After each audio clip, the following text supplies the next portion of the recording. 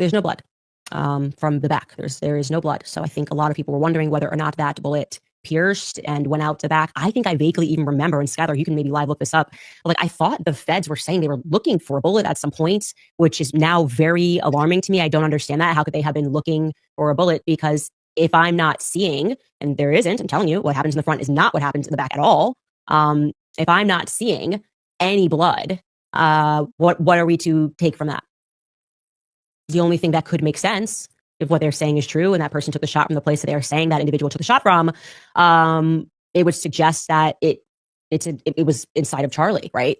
And they would know that. The feds would have known that. So they would have communicated that they were never looking for a bullet. Because remember, one shot. So I'm very confused. I'm very confused, not by what I saw, but what I didn't see. Okay, I agree. This leads to even more mystery.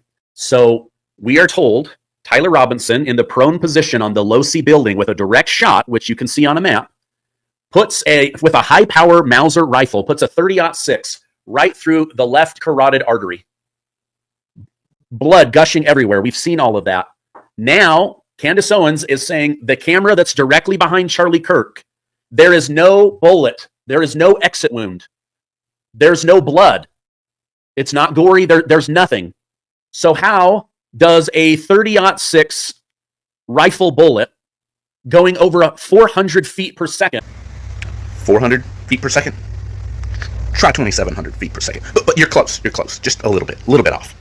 That would normally explode ahead.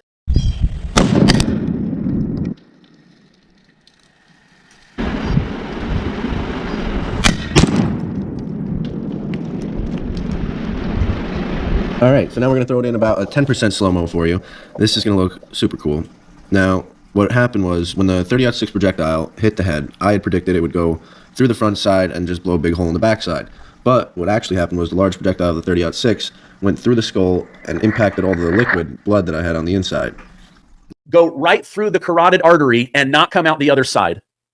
Did it make a U-turn into his brain? And that's why they can't find the bullet? Like, the hole on the front was massive, almost like it was an exit wound from a bullet other than a 30-06. But the hole is massive. The back hole should have blown everything to pieces. That's what happens. The bullets, boom, they spread open and take everything with them. Help me, help you. It has been over a week since the assassination of Charlie Kirk, and these experts still cannot figure this out. Where's the bullet? Was it an ice bullet? Did it melt? I know he did not just say ice bullets. When I initially, the day of the assassination, I was sent the video, and I saw the shot. And initially, I thought jugular carotid artery spew out the side. But after I've got a better look at the video, the next day, I was saying, man, that bullet went up into his skull. Then, I'm watching videos of real experts, marksmen, snipers, doing these videos the day after, and talking about exactly, it's on my channel. It's on my channel. I've talked about it the day after, the day of, and the day after. And yet, the FBI and all them cannot seem to figure this stuff out.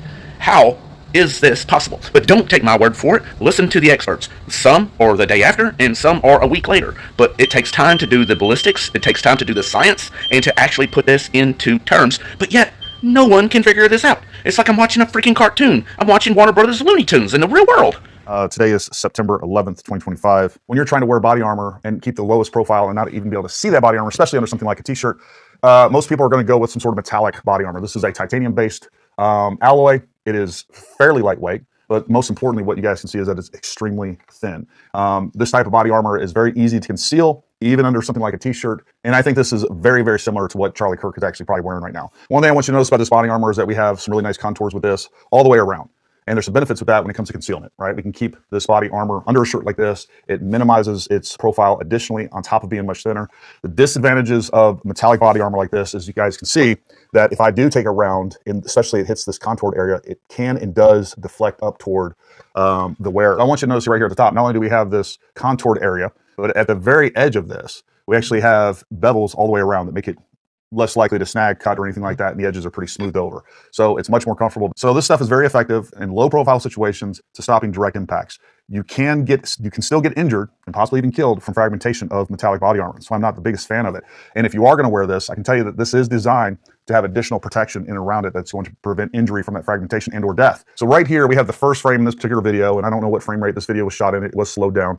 This is the first sign of impact. I want you to notice with this shirt, we actually have the shirt, it is violently disturbed, but this shirt collar is moved all the way up to his ear. When I first saw this video, what it looked like to me is that Charlie Kirk was shot in the left side, and it looked like a direct hit into the left side of his neck, and I was also looking for an exit wound.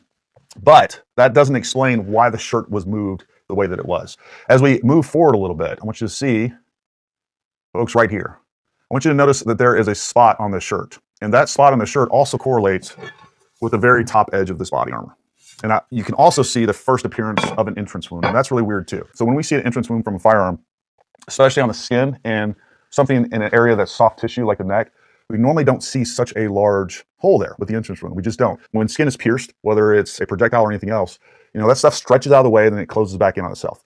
I talked about this many times with 5.56 and even 9mm wounds, and I have seen 30 cal wounds and even larger wounds. A lot of times with these smaller caliber wounds, even up to 30 cal, it's hard to see a entrance wound at all, especially with 5.56 and 9mm. A lot of times you got to stretch the skin. There's techniques that we use when we're assessing casualties where we stretch the skin apart and we're looking for those less than obvious wound channels with an entrance wound. Here we see a fairly massive wound. What is very clear to me is that we had a round that impacted the upper edge of his body armor, and then that round deflected directly upward. So now what we're dealing with is not only a deformed projectile, but it's also now moving upward, which would make the wound larger, both because of its deformation and now its angle of entry, and it's also probably fragmented as well. And that also makes a lot of sense to me because there is a side view of this footage. Originally I thought that round went directly into his neck and we would see some sort of exit wound on the back. I never saw that exit wound, and I think it's because basically we had that round hit, deflect directly upward and up into his cranial cavity. And I'm fairly certain that that projectile is still inside of his body. However, what is kind of interesting is you do see that from the strike of the bullet, the trajectory of the round actually was changed ever so slightly. And as you could see, as we move the target out of the way, it did cause that round to go down, which was my previous experience that I spoke of earlier in the episode. However, like we did kind of also think, the bone stood no chance against a 30 caliber round traveling at that high of a velocity. So now we're going to give it reset it back up and put the ballistic plate in front of it and see if we can't duplicate that shot as well.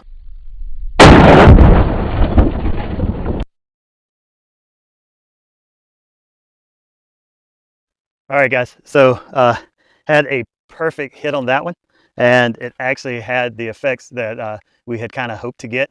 Just to explain some things, so you can see it did impact the very top edge of this armor, and the hard backing back here, it was actually deflected from the front up through and off the back without fully going through the armor, which is exactly the shot we were hoping to duplicate.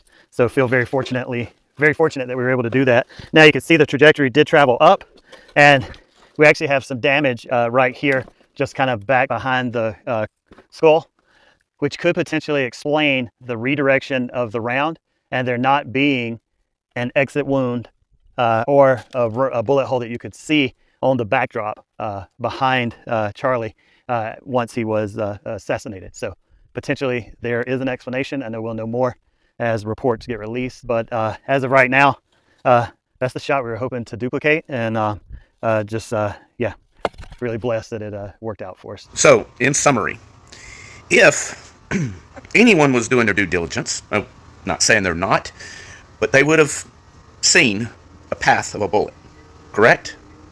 I think so. Why would the FBI and police and all the forensics teams be looking for a bullet outside of Charlie Kirk's body, if indeed the bullet did pass up through into his brain? There's much more to all this. The angle of the shot, from the vantage point, there's a lot of arguments to be made here, but let's just kind of stick to, before we go down that rabbit hole. But they would, if there wasn't, let's say an ice bullet that melted away, no longer there is a bullet, right? Okay, come back to reality. I know we're grabbing at straws here. Ice bullets aren't a thing. For one, there would still be a path. They would have seen a path. But why are they still looking for a bullet? Obviously, there was an autopsy. Obviously, they wouldn't miss this bullet. What is going on?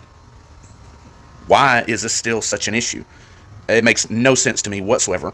But if you have ever seen, let's just take some of the horrific videos of decapitation, for example. In every single one of them, they have the common denominator. When they hit the nerve, just like a shot to the head, exactly. When you have that, not a shot here in the carotid artery or the jugular goes to bleeding out. Yeah, you'll pass out, but not in this case. In this case, the arms lurch out. The exact same mechanical reaction from the nervous system being severed, from the brain being shut off, is exactly what is consistent with a shot to the head, like it went into the brain. If it was just into the neck and bled out, the reaction of the body would not have happened with the nervous system the way that it did.